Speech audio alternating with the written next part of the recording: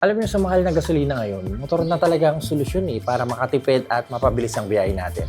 Pero merong isang motor galing sa isang Japanese brand na 155cc pero mukhang kaya ng bulsa mo. Boys and girls, eto ang Yamaha Lexi. Sana all.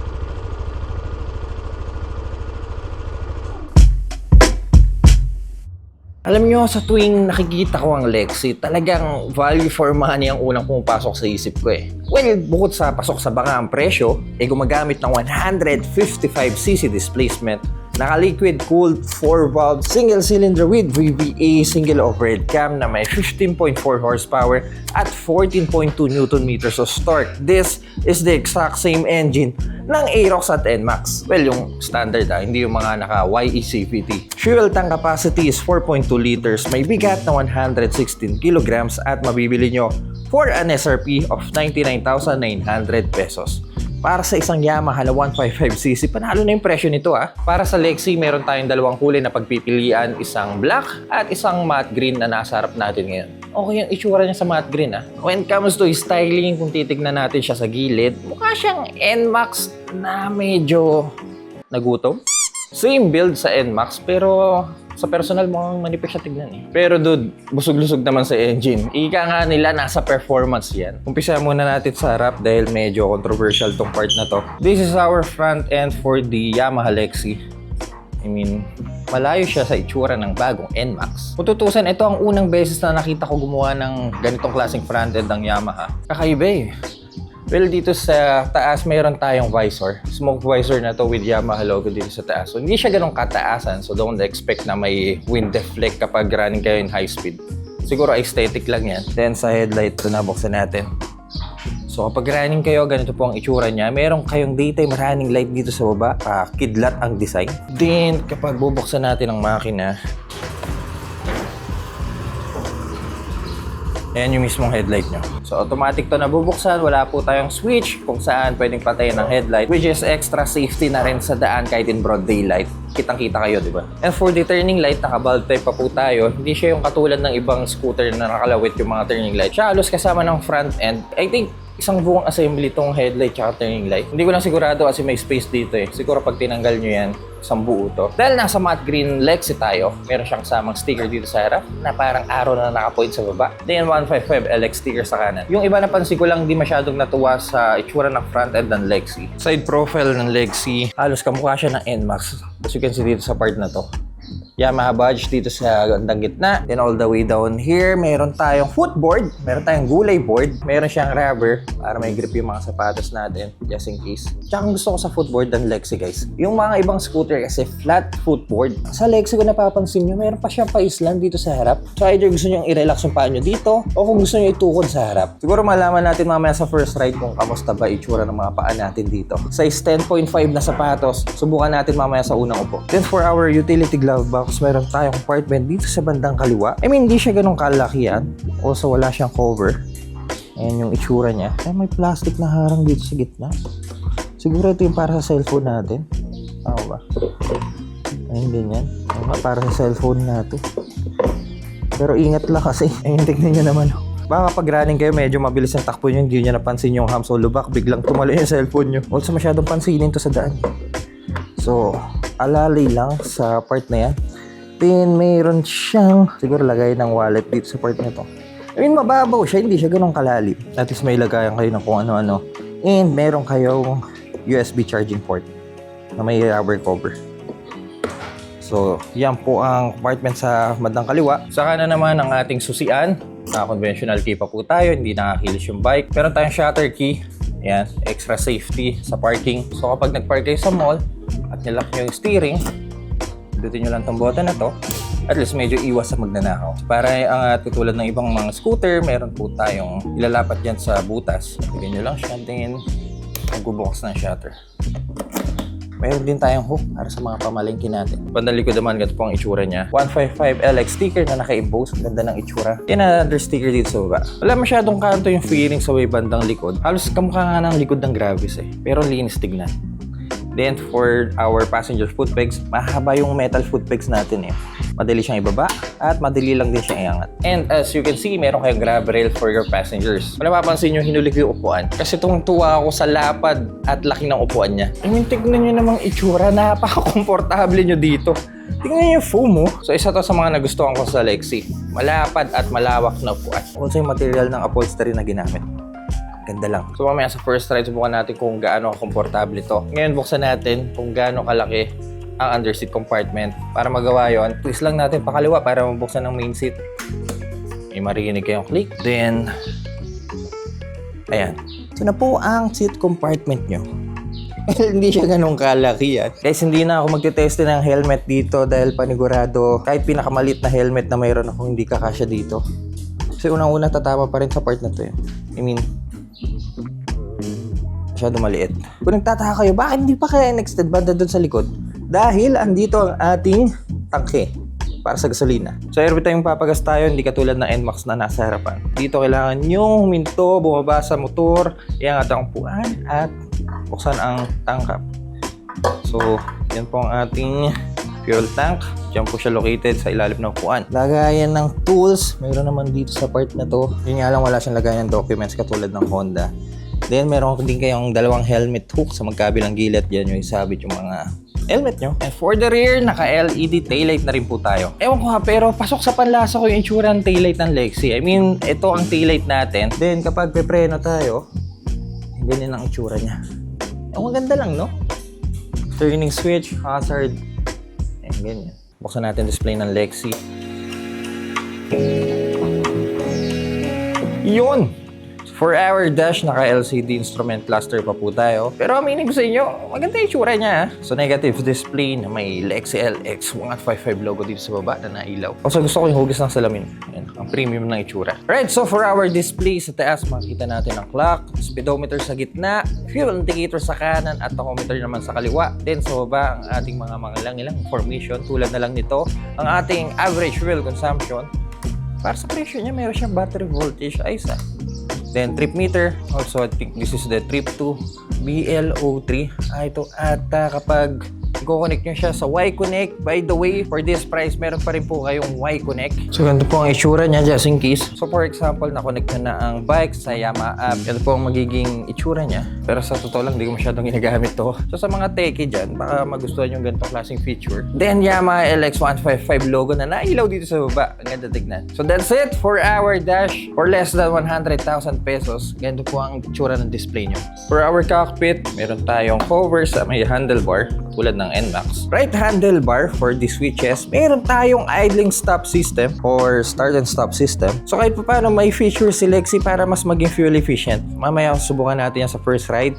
Then meron na kayong hazard switch. So hindi nyo kailangan magpa-install ng mga hazard sa mga motor nyo. And ignition button dito sa baba. Rubber grip na maganda-ganda at may clean na bar end. For our mirror, tulad ng ibang scooter ng Yamaha. Yan po ang itsura niya. Then sa kaliwa, napapansin nyo tong button sa taas, hindi po ito passing light. Ito po ang ating menu for the dash. Yan, para makita ang mga kung ano-ano dyan. High beam and low beam. Din nga lang, wala po tayong passing light. Well, okay lang naman yon. Turning switch and busina. Also, may park lock tayo dito sa kaliwang lever. Pag nakahinto kayo sa mga slant, mga pa-slope na daan, gamitin nyo yan para mag-lock yung mga rear wheel nyo. Para i-release, isang piga lang din. Brakes and suspension, naka-telescopic forks pa po tayo at naka-hydraulic single disc brake naman sa harap. Expect dahil sa presyo niya, wala pa po tayong ABS dito. Also, naka-single piston caliper po tayo na walang brand. Wala pa yung fender niya na may dalawang textures ng makina sa gilid at medyo magaspang sa harap. Naka-mono suspension sa likod and for the exhaust, ganito po ang itsura. Gusto ko itsura ng cover, medyo pointy, sporty tignan. Tapos ang ganda ng itsura ng cover ng radiator niya. Ay, di mo napalitan to, yung ganda niya. Braking sa likod, naka-mechanical drum brake pa po tayo. Then for our tires and wheels, gumagamit ang Lexi ng 14 inches alloy wheels harap at likod. And for the tire size, naka 100 by 90 dito sa likod. Then 90 by 90 naman sa harap. Anong brand ng gulong nito? Stock Tire Desire RC SCT-004. Ang mga kitty parts, ito ang Yamaha Alexi. Oras na siguro para ilabas natin sa garahe.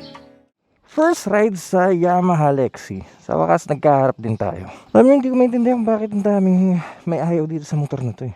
Okay naman sa personal eh. Well, siguro dito sa mukha niya. Pero kapag nagkatitigan na kayo, parang okay naman eh. Okay mga cutie pies, hindi na natin papatagalin pa. Bago yan, gawa muna natin to. Unang upo sa Yamaha Alexi. Right. So seat height of the bike is 770mm. We are 6 flat with 34 inches inseam. At ganito ang tindig natin sa Alexi. By the way guys, this is the exact same seat height ng Yamaha NMAX. Footboard, ayan o. Ito sinasabi ko sa inyo. Kung gusto ko itungkod yung pa ako, na yung magagawa dito. So let me know what you guys think kung pasok ba sa build natin yung ganitong klaseng motor. Buksan natin. Ewan ko mga kitty pies ha, pero gusto ko yung itsura ng cockpit ng Lexi. Ang premium ng itsura, ang premium ng dating. Though naka LCD tayo, pero okay na yan para sa presyo niya. Start natin. Oh come on. Kaso ng kapitbahay, nagagalit kapag nakakarinig ng motor. Yun nga lang, medyo ma-vibrate yung startup niya. Ramdam mo sa buong parte ng katawan mo. Sa kamay, sa paa, sa upuan. Reset na tayo ng trip meter para makita natin mamaya ang fuel consumption. So hold lang natin para ma-reset. Then, ayan, malaman natin mamaya kung kamusta ba fuel consumption nito. Alright mo, kung okay na ako dito, tara na, subukan natin sa daan. Siya nga pala mga cutie pies, nakalimutan ko sabihin sa inyo kanina. Meron tayong side stand kill switch. Ginagawa nito, pine-prevent niyang umandar kayo nang nakababa o naka-engage yung side stand nyo. For example, ayan, naka-start yung bike, umi-start yung bike kasi nakaangat yung side stand. So every time na bababa nyo siya, automatic mamamatay yung makina. So kapag i-start nyo siya ulit, na by the way, kailangan yung pigain yung brake nyo sa kaliwa bago nyo mag-start ang makina. Hindi nyo pwedeng gawin yun kasi nakababa yung side stand nyo. So bawal kayo umandar, delikado yun. Kailangan nyo angat, then start nyo yung makina. I think halos lahat ng scooter may ganong safety features, pero para sa mga baguhan pa lang sa pagmumotor, eh sinabi ko na rin sa inyo. Okay, tara.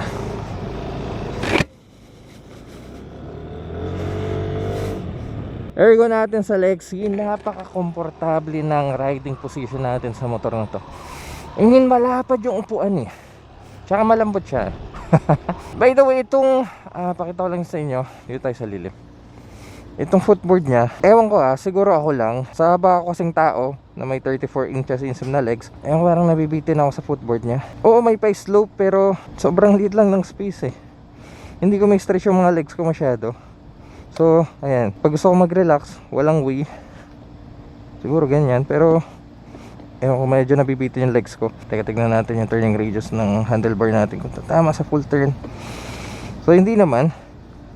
Hindi katulad ng Honda Click na natama sa legs natin. Also, malayo pa naman yung gap niya dito sa fairing sa may patusok. So, okay yun. Yun lang, medyo nabibitin yung legs ko sa mga positioning natin. Then, handlebar, medyo malapit sa atin. Ayan no. Kung kukuha ko ng Lexi, itong riding comfort na meron siya ngayon, most likely for the city. So pagdating sa mga malayo ang biyahe, ewan ko mukhang di para sa akin to. So yun lang yung take ko sa riding position natin sa motor na to. Pero ang pinaka dahilan kung sakali man ako kukuha tayo ng Lexi, yung makina niya. So merong 155cc engine. The same engine ng Aerox at NMAX, hindi yung YECVT, yung standard, yung conventional na 155cc. I mean, sa gaan niya, 116 kilograms lang. Maliksi yung bike eh, oh.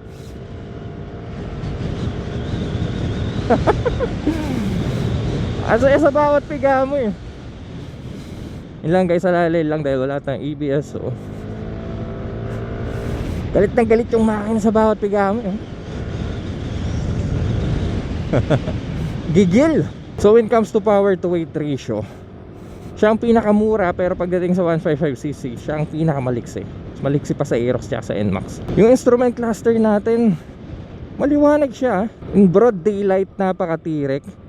Kitang kita ko yung mga icons na binabato niya. Tsaka ewan ko, gusto ko talaga yung dash ng Lexi, oh. Ang ganda ng itsura. Kaliwa tayo dito. Ang gaan ng handling, grabe. Magaan na handling, magaan na motor. Gusto ko performance ng Lexi. Higaan natin ulit ang Lexi.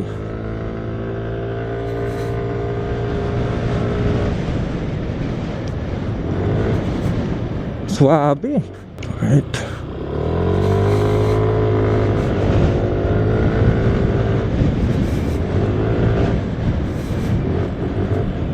Ngayon na lang guys, tulad nung sinabi ko sa inyo kanina habang nasa garahe pa lang tayo, nung in-start ko yung makina, medyo actually ma-vibrate yung motor. Well, hindi naman big issue yun para sa iba. I mean, kung matagal ka na nagmamotor, siguro sanay ka na may mga ganong klaseng motor talaga.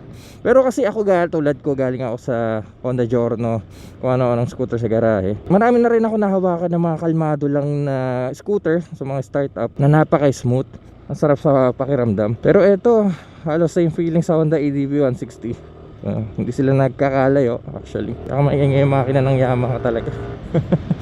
Pakita ko sa inyo yung stop and start system. Naka full stop tayo, automatic mamatay yung makina. Actually mabilis mamatay yung makina, katulad sa NMAX na ginamit natin nung pumunta tayo sa Pangasinan. So every time na nasa stoplight ako, nagkakat agad yung power. Siguro isang segundo lang pag hinto mo, cut off agad yung engine. So para buksan, hindi nyo na kailangan pang start ulit or pigayin yung brake lever sa kaliwa. So push nyo lang yung throttle nyo, pigayan nyo lang, so bubukas siya. Mabilis lang din yung kagat ng power kapag tunis nyo yung throttle. Wala namang delay. Kaya huwag kayo magpanik kapag nag-go na hindi nyo napansin, tapos bumsino yung mga nasa likod nyo ng, alam nyo yun. Teka, anong gagawin ko? Pigaan nyo lang, bubukas agad yung makina. Hulog sa ako, oh.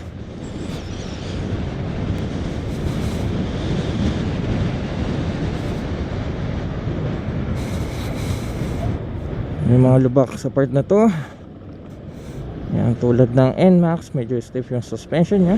Ang sarap mag-filter sa traffic kapag Lexi gamit mo. Ang Lexi kasi, tapos yung handling, ang ganda. So para sa presyo niya, 99,900 pesos. Para sa akin, sobrang okay nun para sa may offer ng Lexi. I mean, sa ganung presyo kahit papaano may mga advanced tech na kayo tulad ng Y-Connect connectivity, may idling stop system kayo. I mean, may hazard kayo, iba nga wala. Kung makakuha kayo ng 99,900 pesos kasi alam ko kadalasan sa mga kasa ngayon ayaw magpakasya. Ewan bakit. Alam ko bawal yun eh, pero hindi ko alam. Bigaan natin.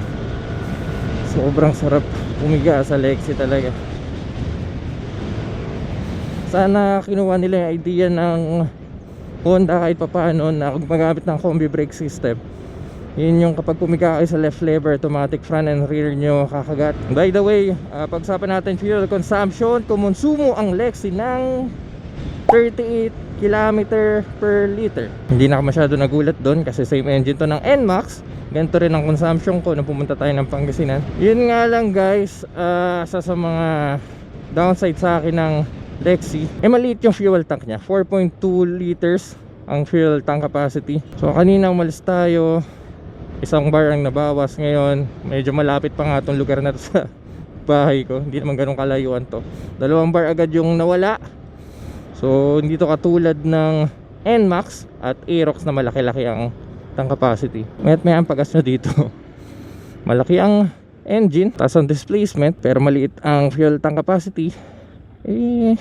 Alam niya na mangyari. Alright, so ito tayo sa part na to. Overall feedback natin dito sa Lexi, malexi si Lexi. Hindi yung Lexi nasa isip nyo, pero malexi siya. Yun nga lang guys, dahil sa experience ko sa kanya, parang bilis bumaba ng fuel gauge, malaki yung engine, and yung riding position ko medyo nabibitin ako. So best bike to for the city. Pero kung lalayo ako gamit to, mukhang mahirapan ako kasi may ako magpapagas. Tsaka siguro sa haba ng legs ko mangalay ako. Sa akin lang yun sa build ko lang yun. Pero for most people na average ang height, pwedeng pwede to. Sobrang komportable ng upuan, pati mga OBR nyo komportable dito. And pagdating naman sa looks, well yung tsura naman yan nababago kasi pwede nyo lagyan ng mga aftermarket accessories to. Pwede nyo baguhin yung pintura, lagyan ng mas magandang visor, lagyan ng mga cover yung kung ano-ano.